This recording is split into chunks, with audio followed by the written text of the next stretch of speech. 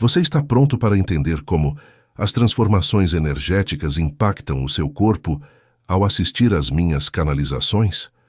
Descubra o que significa sentir calor na periferia e frio no interior. Portal Quinta Dimensão. Mensagem canalizada. Arcanjo Anael, País França. Aproveite para se inscrever-se no canal, para receber as próximas canalizações de outras dimensões. Deixe seu like. Pergunta: o que significa o fato de ter calor na periferia do corpo e frio no interior? Bem amado, existem, durante este período eu diria de sobreposição, mas também de sobreimpressão de duas consciências diferentes, modificações extremamente importantes, ocorrendo no nível do que é chamado justamente de regulação central. Essa regulação central está diretamente ligada a um órgão específico do seu cérebro, a uma parte específica do seu cérebro denominada hipotálamo e hipófise, assim como, em menor escala, a epífise pineal. O conjunto dos processos da regulação chamada de central, como a regulação térmica ou ainda a regulação da saciedade ou da fome, é diretamente comandado, enquanto retransmissor da consciência, pela hipófise e, sobretudo, pelo hipotálamo e, em menor grau, pela epífise. A modificação dos ritmos fisiológicos, a modificação das circunstâncias alimentares, assim como do seu humor, no sentido mais amplo, decorrem diretamente das modificações do hipotálamo, da hipófise e da epífise. Elas estão em ressonância direta para a hipófise e para o hipotálamo, com o que é nomeado o ponto ER da cabeça, no centro da cabeça.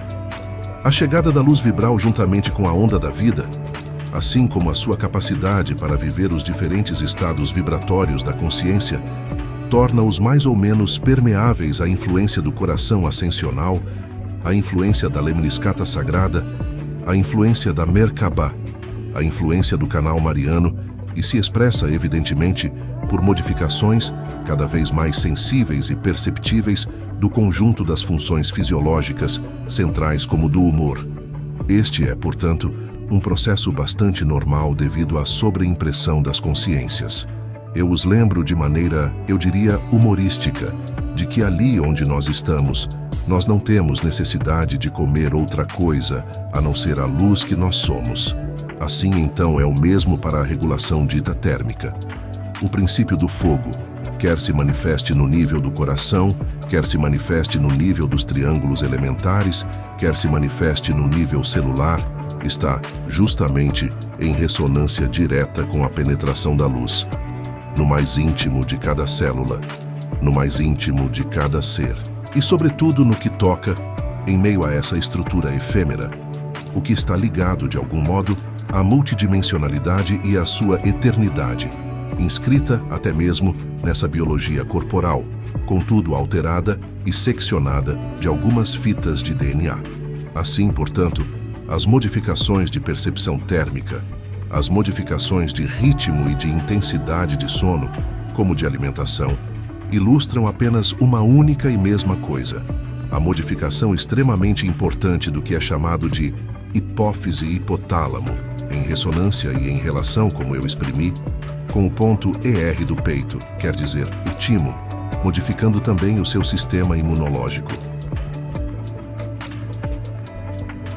Pergunta: quais são as transformações induzidas quando se assiste às suas canalizações? Bem amado, quanto a isso, parece-me, foi dito pelo seu comandante, por ele próprio, referente, por exemplo, às núpcias celestes. O aspecto vibral está sempre presente. Nide e O.M. Ivanov. As núpcias celestes referem-se às intervenções de Miguel de 17 de abril a 12 de julho de 2009. 4.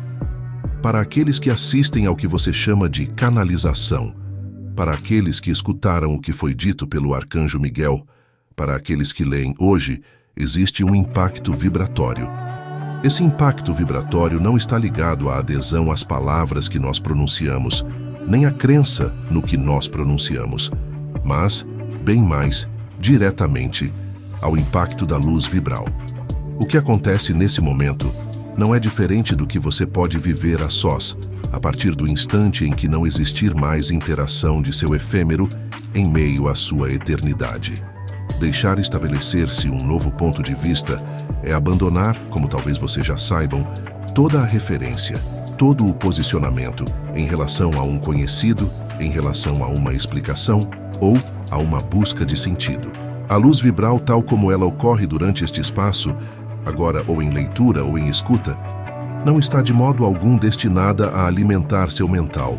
Em resumo, eu poderia dizer que eu alimento de sentido seu mental, permitindo que se expresse em você a parte mais elevada do que você é, em verdade. Aquela que aflora a sua consciência e da qual você não tinha necessariamente realmente consciência, uma vez que isso se situa em um nível do que foi chamado, classicamente, em sua língua, de subconsciente. O supraconsciente tem a capacidade, de algum modo, supraconsciente para supramental, para estar em ressonância, por pontos específicos, com o que é chamado de efêmero, mesmo se não houver sobreposição totalmente exata e possibilidade de coexistência comum dos dois estados, em um longo prazo, em um prazo terrestre como em outras noções temporais. É importante apreender que o mecanismo que se estabelece decorre diretamente do que é denominado comunhão. Aquele que vibra não estará mais sujeito ou submisso, no próprio sentido da frase, à localização da vírgula ou do ponto. Não será, portanto, dependente de um sentido ou de outro. Se eu tomar, por exemplo, as intervenções do arcanjo Uriel, vocês puderam constatar que ele joga, no sentido vibral, com o sentido das palavras, a fim de lhes permitir, no nível da consciência como do cérebro, ultrapassar o mecanismo de funcionamento habitual da linguagem. Passar de uma linguagem oral, carregada de sentido e de significação, de metáforas, como de explicações, para uma linguagem que impacta diretamente os aspectos vibrais, ou energéticos, se você preferir, que não tem mais nada a ver com a energia emocional, mental ou ainda etérea alterada. É a melhor maneira possível de recriar o que nós nominamos de novo éter, ou éter unificado, ou éter do fogo. Assim, portanto, você pode escutar o que eu lhe digo em diferentes níveis, do ponto de vista da personalidade, do ponto de vista do si, ou ainda do absoluto. Aquele que está no absoluto não tem mais necessidade de compreender o menor sentido do que é dito, mas de simplesmente viver a luz e o que daí decorre, ou seja, a paz, a alegria, a serenidade e a morada da paz suprema. A luz é a morada da paz suprema. Ela é Shantinilaya, e aquele que é luz não pode considerar sair desse estado de paz suprema.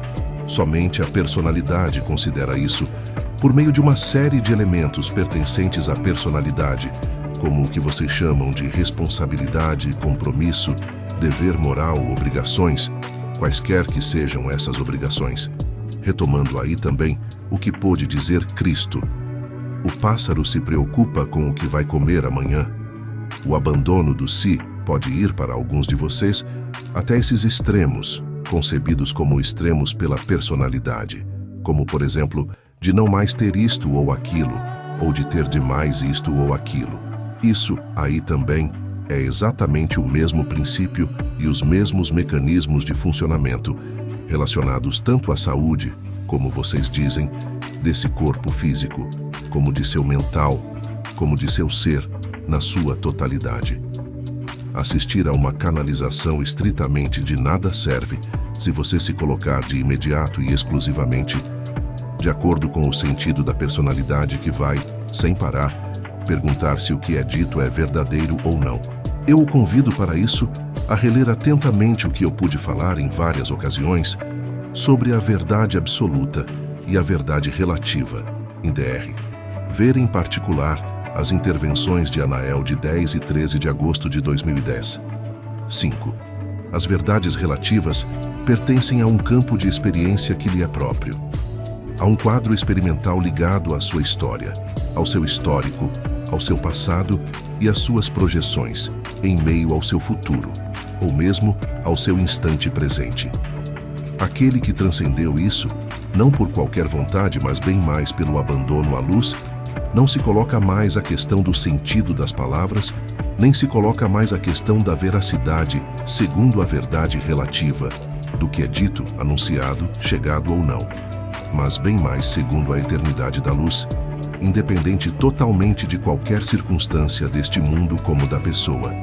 Aí também, conforme onde você estiver, você verá as coisas de duas maneiras, às vezes totalmente opostas, ou mesmo contraditórias.